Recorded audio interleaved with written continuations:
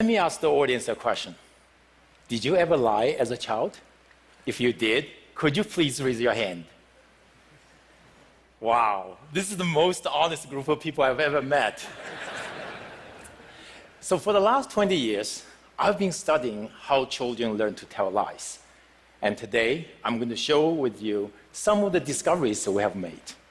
But to begin, I'm going to tell you a story from Mr. Richard Messina, who is my friend and the elementary school principal. He got a phone call one day. The caller says, Mr. Messina, my son Johnny will not come to school today because he's sick. Mr. Messina asks, who am I speaking to, please? And the caller says, I am my father. So this story sums up very nicely three common beliefs we have about children and lying. One, children only come to tell lies after entering elementary school. Two, children are poor liars. We adults can easily detect their lies. And three, if children lie at a very young age, there must be some character flaws with them, and they are going to become pathological liars for life. Well, it turns out all the three beliefs are wrong. So we have been playing guessing games with children all over the world. So here's an example. So in this game, we ask children to guess the numbers on the cards. And we tell them, if they win the game, they are going to get a big prize. But in the middle of the game, we make an excuse and leave the room. And before we leave the room, we tell them not to peek at the cards. Of course, we have hidden cameras in the room to watch their every move. Because the desire to win the game is so strong, more than 90% of children would peek as soon as we leave the room. The crucial question is, when we return and ask the children whether or not they have peeked, will the children who peeked confess or lie about their transgression?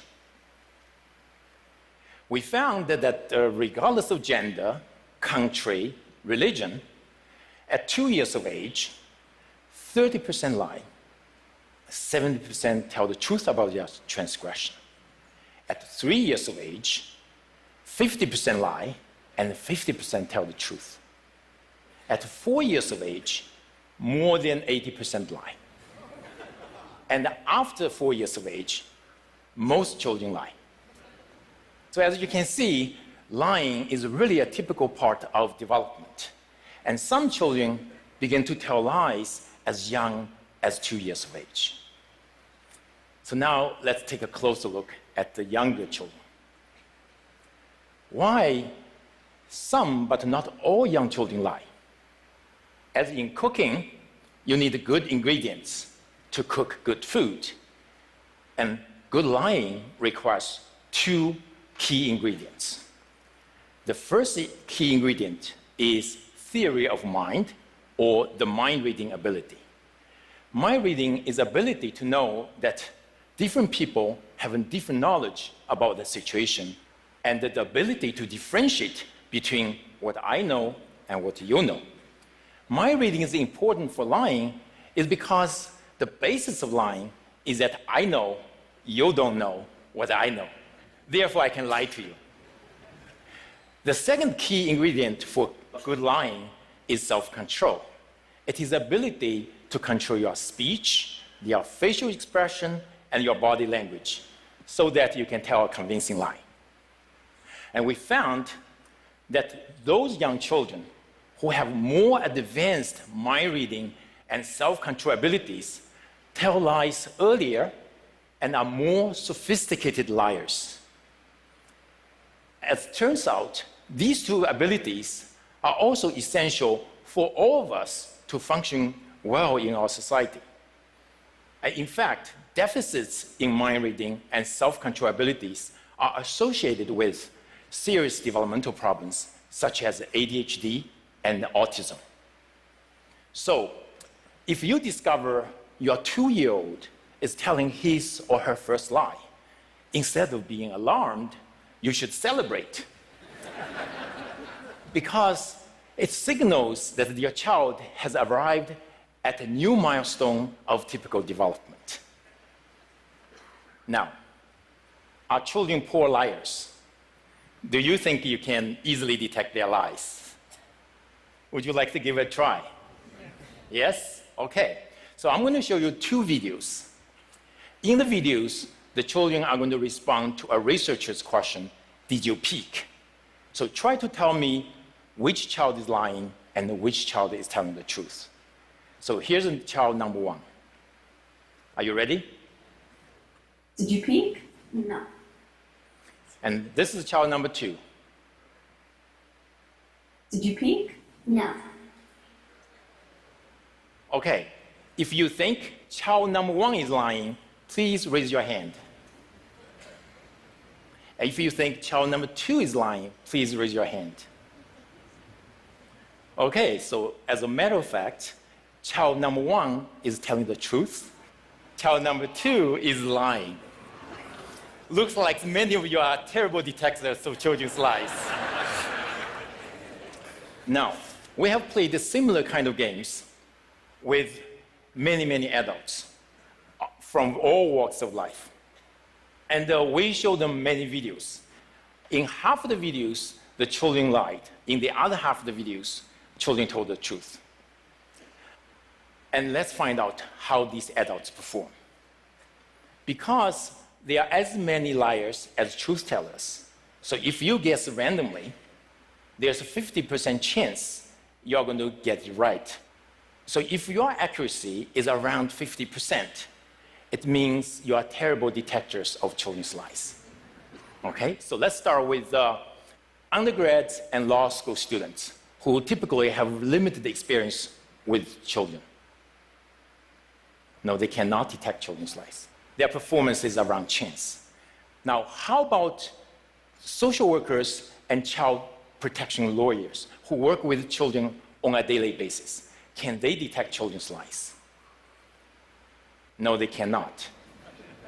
What about judges, custom officers, and police officers who deal with liars on a daily basis? Can they detect children's lies? No, they cannot. What about parents? Can parents detect others' children's lies? No, they cannot. What about, can parents detect their own children's lies? No, they cannot.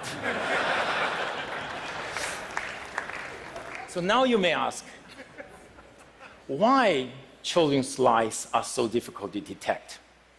So let me illustrate this with my own son, Nathan. So this is his facial expression when he lies.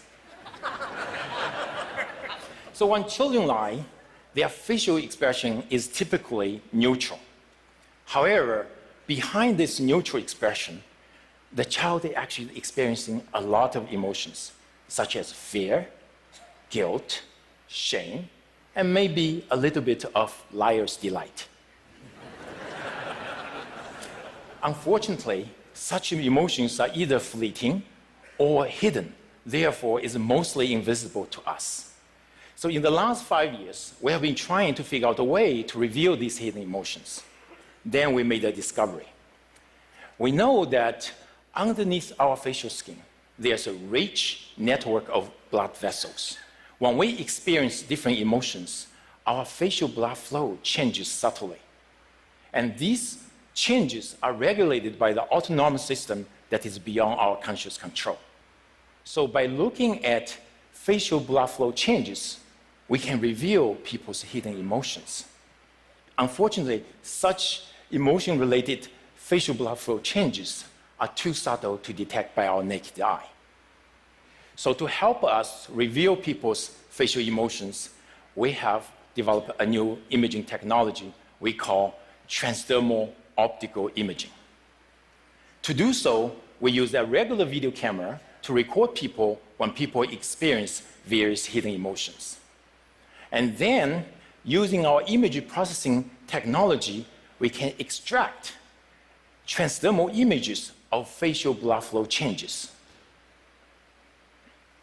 And by looking at transdermal video images, now we can easily see transdermal facial blood flow changes associated with the various hidden emotions.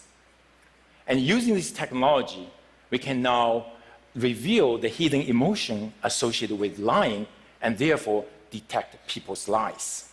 We can do so non-invasively, remotely, inexpensively, with an accuracy at about 85%, which is far better than chance level. And in addition, we discovered a Pinocchio effect. No, not this Pinocchio effect. This is the real Pinocchio effect. When people lie, the facial blood flow on the cheeks decreases, and the facial blood flow on the nose increases. Of course, lying is not the only situation that will evoke our hidden emotions. So then we ask ourselves, in addition to detecting lies, how can our technology be used? One application is in education. For example, using this technology, we can help this mathematics teacher to identify the student in his classroom who may experience high anxiety about the topic he's teaching so that he can help him. And also we can use this in healthcare. For example, every day I Skype my parents who live thousands of miles away. And using this technology, I can not only find out what's going on in their lives, but also simultaneously monitor their heart rate, their stress level, their mood, and whether or not they are experiencing pain. And perhaps in the future, there are risks for heart attack or hypertension. And you may ask, can we use this also to reveal politicians' emotions? For example, during a debate. Well, the answer is yes. Using TV footages, we could detect the politicians' heart rate, mood, and stress, and perhaps in the future, whether or not they are lying to us. We can also use this in marketing research, for example, to find out whether or not people like certain consumer products. We can even use it in dating. So, for example, if your date is smiling at you, this technology can help you to determine whether she actually likes you or she's just trying to be nice to you. And in this case, she's just trying to be nice to you. So, transdermal optical imaging technology is at the very